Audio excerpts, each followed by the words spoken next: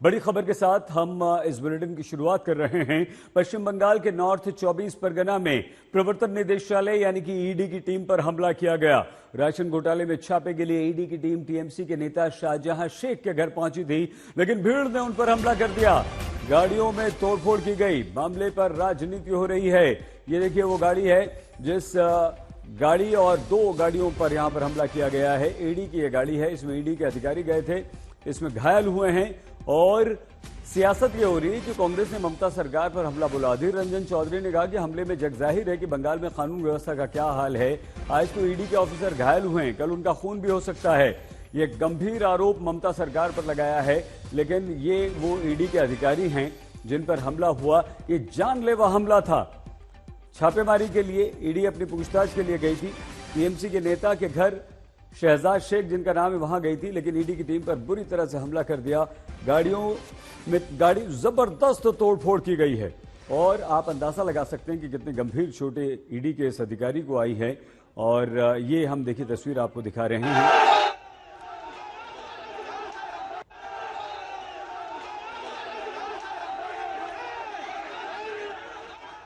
सत्तारूढ़ पार्टी के गुंडों ने, दरिंदों ने जो हमला बोला है आज ईडी के ऑफिसरों के खिलाफ, इसमें ये जगजाहिर होते हैं कि बंगाल में कानून और व्यवस्था की हाल कितना बुरा होते जा रहे हैं। क्योंकि बंगाल में ये सारे आदी है। आज जख्मी हुए हैं, कल ईडी वाले अगर खत्म हो जाए, खून हो जाए, तो हमें मुझ जैसे लोगों के लिए ये अचरज की बात नहीं होगी। असली बात यह है, पूरा देश अभी पूरी तरह थक गया है ईडी सीबीआई का ड्रामा देखते देखते। ये दिल्ली द्वारा परिचालित, दिल्ली द्वारा मॉनिटर्ड एंड इंजीनियर जो इन्वेस्टिगेशन का नाम में जो तमाशा चल रहा है पूरा देश में अपोजिशन के खिलाफ, स्पेशली हमारा पश्चिम बंगाल में तृणमूल कांग्रेस के खिलाफ डेली बेसिस में जो ये बिग कॉन्स्पिरेसी चल रहा है, जो पूरा देश में अपोजिशन के खिलाफ चल रहा है, ये देखते देखते पूरा देश का आदमी थक गया। उल्टी दूसरी तरफ आप देखिए, जो बंदा यहाँ पर ये सब स्टफ को सोशल मीडिया में पोस्ट कर रहा है, उसको पूरा कैमरा के सामने पैसा लेते हुए देखा गया। उसका पूरा फैमिली मेंबर्स के खिलाफ करप्शन का आरोप है, लेकिन उनका कोई टच नहीं करता है, उनके खिलाफ कोई कार्रवाई नहीं करता है लीडर ऑफ अपोजिशन शुभेंदु अधिकारी, क्योंकि वो बीजेपी से बिलोंग करते हैं। अनुपम मिश्र हमारे संवाददाता इस समय कोलकाता से हमारे साथ जुड़ चुके हैं। अनुपम, क्या हुआ था, कैसे ये हमला हुआ, कितनी चोट ईडी के ऑफिसर्स को लगी है, कौन ये लोग थे, किसी ने इन्हें उकसाया था, पूरी बात बताइए। जी देखिए, घटनाक्रम शुरुआत से मैं बताता हूं। आज सुबह ही ईडी की टीम राशन घोटाले में कई तरफ निकली रेड करने के लिए, खासतौर पर उत्तर 24 परगना जिले में जो कलकत्ता सटा हुआ है, यहां पर 3-4 जगहों पर रेड शुरू की ईडी ने। तो बाकी जगहों पर तो कुछ नहीं हुआ, लेकिन संदेश खाली में जहां पर जो टीएमसी नेता है शेख शाहजहां, उनके घर जब ईडी की टीम पहुंची तो वहां पर घर बंद मिला। ईडी की टीम ने आवाज दी, किसी ने दरवाजा नहीं खोला। जब ताला लगा हुआ था, ताला तोड़ने की कोशिश ईडी की टीम ने की, तभी 200 से 300 गांव वालों ने पूरी ईडी की टीम को वहां पर घेर लिया। शुरुआत में विरोध प्रदर्शन हुआ, उसके बाद विरोध प्रदर्शन उग्र हो गया और ऐसा उग्र हो गया कि ईडी की टीम को पीछे हटना पड़ा। जबकि ईडी की टीम के पास सेंट्रल फोर्सेस के जवान भी थे, लेकिन जो प्रदर्शनकारी थे उनकी संख्या काफी ज्यादा थी, महिलाएं भी उनमें शामिल थी। ऐसे में ईडी की टीम को पीछे हटना पड़ा और लगातार इतना उग्र हो गया प्रोटेस्ट कि उनको वहां से जगह छोड़नी पड़ी। इस दौरान उनकी गाड़ी पर हमला हुआ, उनके 2 ऑफिसर्स पर हमला हुआ। एक ऑफिसर्स के तो सिर में चोट आई है, और इन दोनों ऑफिसर्स को एक प्राइवेट हॉस्पिटल में ले जाया गया है, भर्ती किया गया है। और इसी के बाद से पूरा का पूरा जो घटनाक्रम है उसने राजनीतिक मोड़ ले लिया है। बीजेपी ने आरोप लगाया है और एनआईए जांच की मांग की है। अभी जो खबर आ रही है, बीजेपी की ओर से एक चिट्ठी लिखी गई है अमित शाह को, गृह मंत्री को, और पूरे मामले की एनआईए जांच की मांग की गई है। सुकांतो मजूमदार जो स्टेट प्रेसिडेंट है, उन्होंने ये चिट्ठी लिखी है। इसके अलावा अधीर चौधरी ने भी इस पूरे घटनाक्रम में, पूरे घटना की निंदा करते हुए बयान जारी किया है। वहीं टीएमसी का कहना है कि ये उकसावा दिया गया था ईडी की टीम की वजह से, इसके बाद ही ये सब हुआ है। और ईडी की टीम एक तरह से एक तरफा कार्रवाई कर रही है, वो सिर्फ टीएमसी के नेताओं को चुन चुन कर रेड कर रही है, जबकि बीजेपी के नेताओं को, खासतौर पर शुभेंदु अधिकारी के घर पर कभी रेड नहीं की जा रही है। इस तरह से टीएमसी का बयान सामने आ रहा है और पूरी तरह से एक तरह से ये राजनीतिक अखाड़ा बन चुका है ये पूरी जो घटना हुई है। बड़ी खबर यह है कि बंगाल राज्यपाल का एक महत्वपूर्ण बयान आया है। वो ये कहा है, उन्होंने ये कहा है कि सरकार तुरंत कार्रवाई करे ईडी की टीम पर इस हमले पर, वरना आपको इसका अंजाम भुगतना होगा। तो ये एक बहुत गंभीर आदेश है और इस तरह का बयान आना, राज्यपाल ने कहा है कि सरकार कार्रवाई करे या परिणाम भुगते। इसका मतलब अगर सरकार कार्रवाई नहीं करेगी तो राज्यपाल के जो अधिकार हैं वो उसका इस्तेमाल करेंगे और ये बड़ी बात है।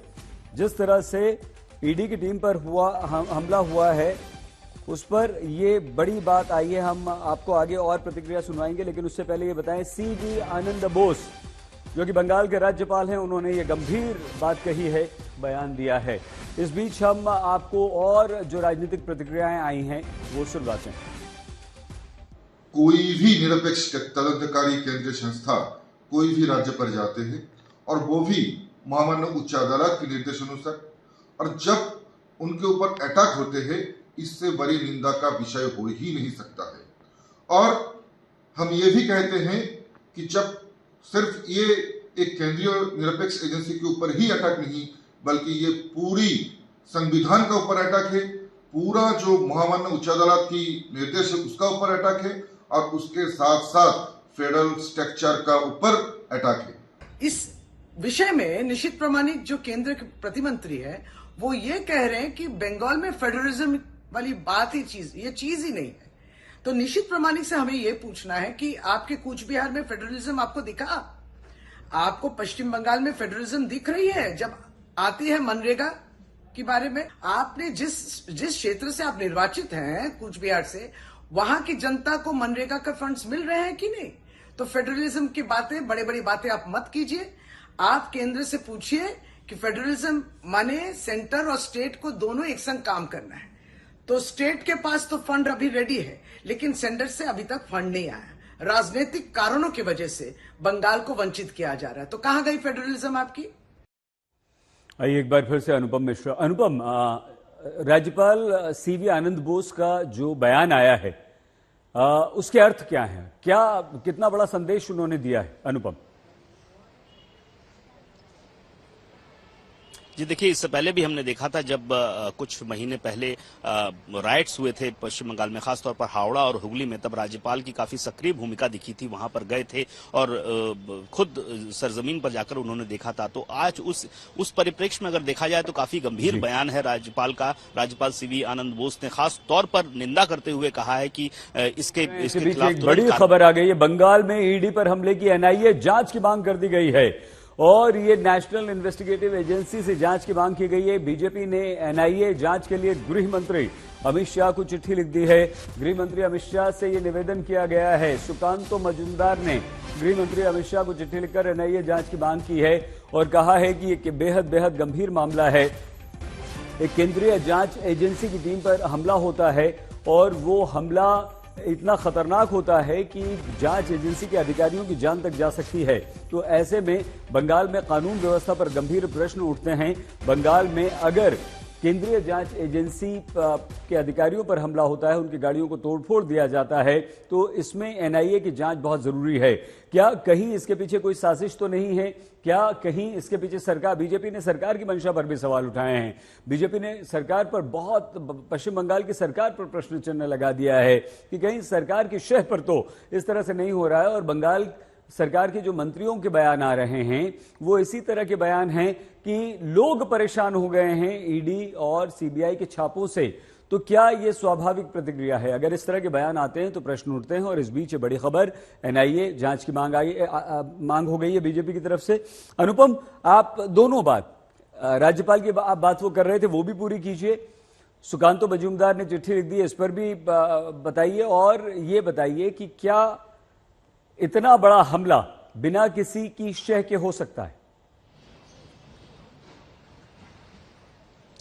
जी देखिए, सबसे बड़ी बात है कि इस तरह का हमला, वो भी ईडी टीम पर, इससे पहले इस तरह का हमला हमने कभी नहीं देखा और ये एक बड़ा मसला आकार ले रहा है और साफ तौर पर, जाहिर तौर पर पता चल रहा है जिस तरीके से राज्यपाल ने बयान जारी किया है और राज्य सरकार को इस पर तुरंत कार्रवाई करने को कहा है। और दूसरी बात, जो एनआईए जांच की मांग की गई है वो गृह मंत्री अमित शाह के पास चिट्ठी लिखकर भेजी गई है बीजेपी की ओर से। बीजेपी जो खास तौर पर सवाल उठा रही है कानून व्यवस्था का, क्योंकि जिस जगह पर अगर कोई सेंट्रल एजेंसी की टीम जाती है, वहां पर कोई रेड होता है, तो वहां पर जो लोकल पुलिस है उसकी भी जिम्मेदारी बनती है जो सेंट्रल एजेंसीज हैं उनको वहां पर मदद दे, उनकी रक्षा करे। ऐसे में जो पश्चिम बंगाल पुलिस है उस पर भी बीजेपी की ओर से सवाल उठाया जा रहा है, कानून व्यवस्था पर सवाल उठाया जा रहा है। तो एक तरह से ये बहुत बड़ा राजनीतिक मुद्दा फिलहाल बनता जा रहा है पश्चिम बंगाल में अचानक से, और जो घटना हुई है उसके परिप्रेक्ष्य में ये जो बयानबाजी शुरू हुई है टीएमसी की ओर से भी और बीजेपी की ओर से भी, और कांग्रेस भी इसमें कूद पड़ी है, तो ये फिलहाल जारी रहेगी क्योंकि ये मसला काफी छोटा मसला नहीं है। और दूसरी बात जो सुनने में आ रही है, ईडी की टीम भी अब एक बड़ी मीटिंग करने वाली है, उसमें तय किया जाएगा कि किस तरीके से अब सुरक्षा बलों को और ज्यादा लेके चला जाए, कहां कहां जाया जाए, क्योंकि जिस तरीके की घटना हुई है उससे तो साफ जाहिर हो रहा है कि अब सुरक्षित नहीं है ईडी के अधिकारी, तो उनको और ज्यादा सुरक्षा लेकर जाना होगा। ये बात अब मीटिंग में तय की जाएगी। बहुत धन्यवाद अनुपम। अनुपम मिश्र हमारे संवाददाता कोलकाता से जानकारी दे रहे थे। गंभीर खबर कोलकाता से आई, वहां पर ईडी के काफिले अधिकारियों पर हमला किया गया, गंभीर चोटें उन्हें